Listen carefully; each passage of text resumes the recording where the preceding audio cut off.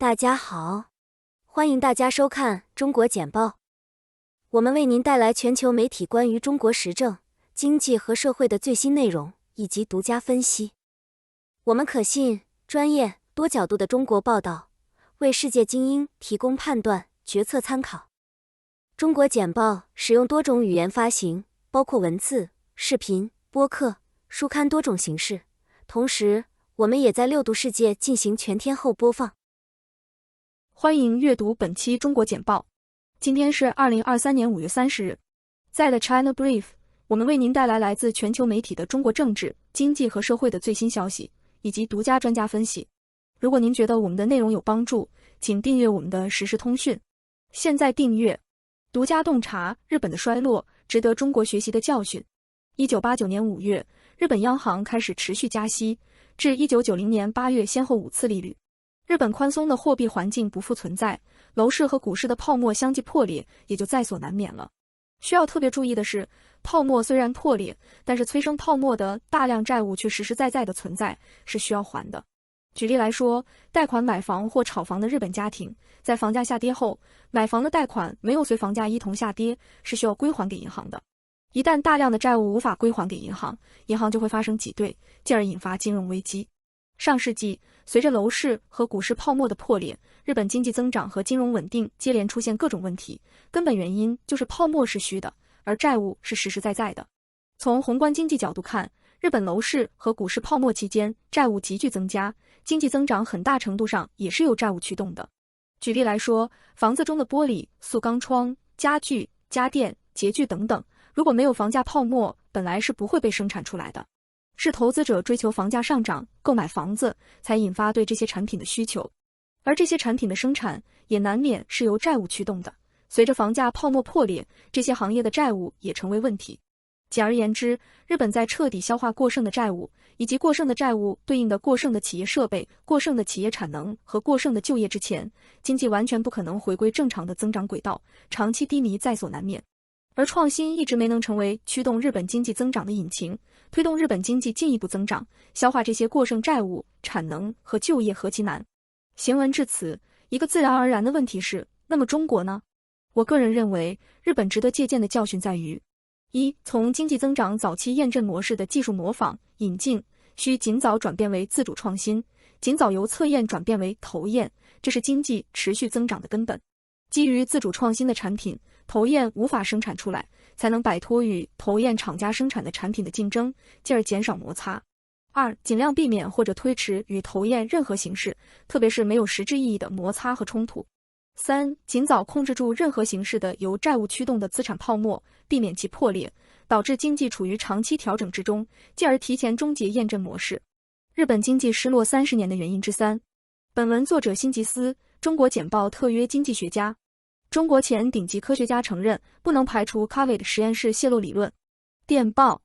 在大流行期间领导中国疾病控制中心 CDC 的病毒学家乔治·高 George Go 表示，不能排除 COVID-19 从武汉实验室泄露的理论。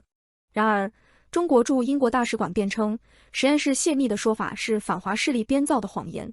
高在 BBC Radio 4播客发烧，寻找新冠病毒的起源中告诉中国政府，对武汉病毒研究所 WITH 进行了调查。然而，他涉及另一个政府部门，但高先生补充说，他只是听说实验室已被清理，并没有亲眼看到其安全的证据。2月，美国联邦调查局局长表示 ，COVID-19 最有可能起源于 WITH， 但美国情报机构之间尚未就此问题达成一致。许多科学家认为最有可能是自然起源。拜登在乌克兰的5个错误。半岛电视台观点。报告表明，美国和俄罗斯都没有像在乌克兰发动战争那样有目的地和顽固地进行外交，双方都在深挖良机，引发对核毁灭的恐惧，同时希望这会阻止他们的对手，并将冲突定性为非赢即死的局面。在这种情况下，最有可能的结果是僵局和长期停火的可能性，类似于朝鲜和韩国之间的停火。随着西方领导人试图重新武装乌克兰以应对普京吞并克里米亚，人们对冲突升级的担忧有所增加。不幸的是，普京和他之前的一长串领导人一样，误解了俄罗斯民族主义的力量以及西方支持乌克兰的意愿。在世界各国首都，越来越多的人认为，在18个月的制裁之后，俄罗斯的政策没有发生任何重大变化。克里姆林宫在很大程度上能够承受油价下跌，虽然从长远来看，它吞并的地区将拖累经济，但公用事业价格一直在上涨。暴雨威胁中国小麦供应。彭博社，暴雨导致中国的麦田在收获季节出现涝子和发霉，主要省份河南受灾尤其严重。农作物的状况仍然不确定，但传统观点认为，随着质量下降，如果发芽，更多的农作物被迫用作动物饲料，损失可能会很大。河南正在调动邻近省份以及学校操场和村庄广场等替代地点的所有收获资源和烘干机，以挽救农作物。中国是世界上最大的小麦生产国和消费国，产量或质量的任何不足都可能迫使中国增加进口。中国江苏省放宽建筑工人年龄限制。日经亚洲，中国江苏省正在提高建筑工人的年龄上限，以解决劳动力短缺问题。男性的国家退休年龄为60岁，女性可早至50岁。该省将允许建筑公司10%的员工超过退休年龄最多5年，女性最多10年。中国正面临与人口老龄化和劳动力下降相关的问题。埃隆·马斯克的私人飞机已降落在北京，路透社见证。路透社，据路透社目击者称，特斯拉首席执行官埃隆·马斯克已从美国抵达北京。预计马斯克将与中国政府官员会面，并参观该公司最大的电动汽车生产中心上海工厂，这是他3年来首次访问中国。特斯拉拒绝对这些报道发表评论。台湾的赖清德想告诉习近平冷静下来。彭博社，台湾副总统赖清德将中国国家主席习近平列为他最想与之共进晚餐的国家元首。作为执政的民进党明年总统选举的候选人，他是在他以前的大学参加一个快速提问环节时发表上述评论的。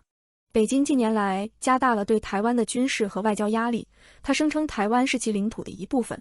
赖在1月的选举中与国民党的侯友宜竞争，该选举将决定谁接替总统蔡英文。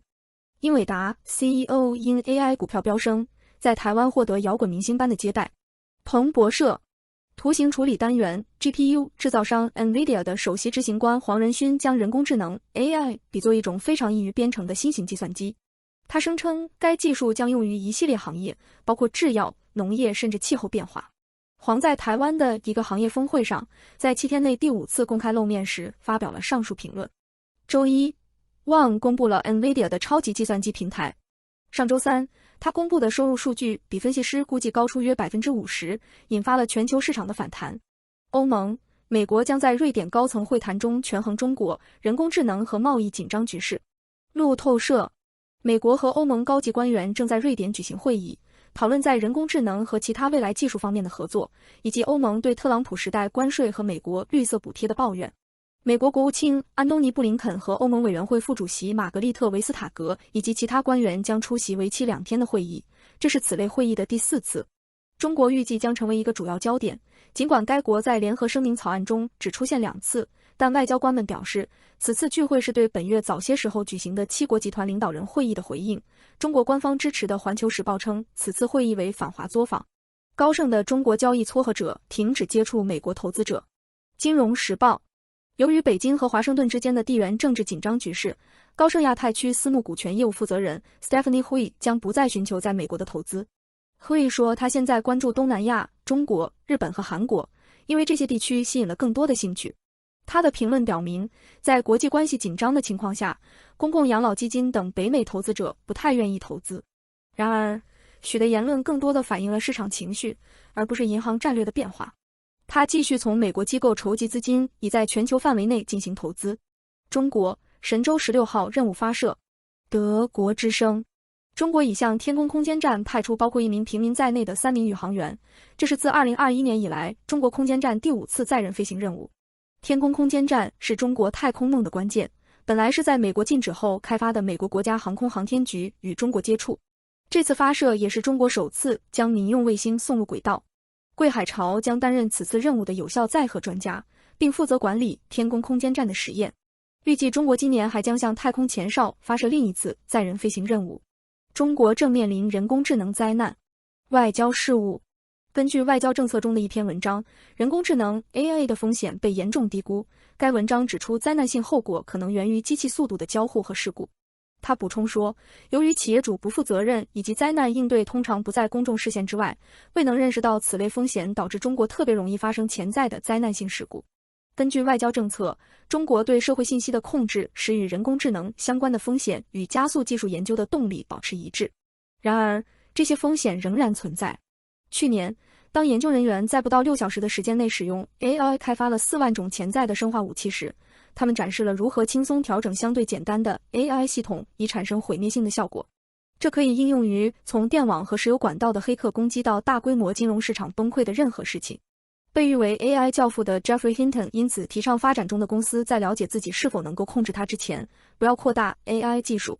一份 IPOs 报告强调了人工智能在美国和中国可能带来的风险程度的差异。该报告表明，只有 35% 的受访美国人认为其收益大于风险，而 80% 的中国受访者相信该技术的潜力。中国领导层热衷于利用人工智能承担风险，因为技术高管李开复称之为美国对风险的敏感方法。中国烟草专卖卷入腐败调查。日经亚洲，自2021年以来，中国国家烟草专卖企业中国烟草总公司正面临一场反腐败扫荡。该公司和监管机构国家烟草专卖局的约20名高级管理人员和官员被捕。中国烟草总公司供应世界上最大的卷烟市场，并供应一个在地球上每3个吸烟者中。小投资者对中国的复苏感到不满。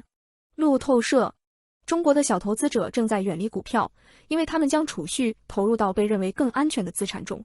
由于房地产的不确定性，今年有望将数十亿元人民币投资于股市，但经济担忧促使投资者转向其他地方。此举对中国大流行后步履蹒跚的复苏构成了打击，因为小投资者占中国市场营业额的 60%。这个时候安全更重要，我不想失去我的本金。中国程序员 Eric Yu 说，据报道，他将大部分月收入投入了财富和存款产品。随着热量的增加，欧洲不需要的煤炭流向中国和印度。